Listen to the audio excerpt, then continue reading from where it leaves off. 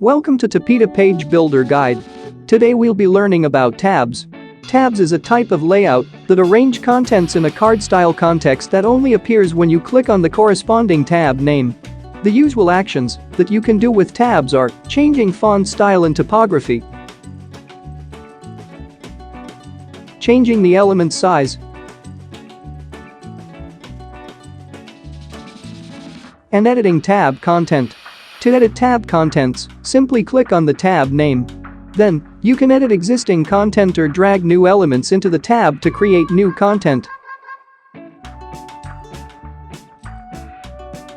You can also delete or duplicate tabs by clicking on the tab element to list all the tabs.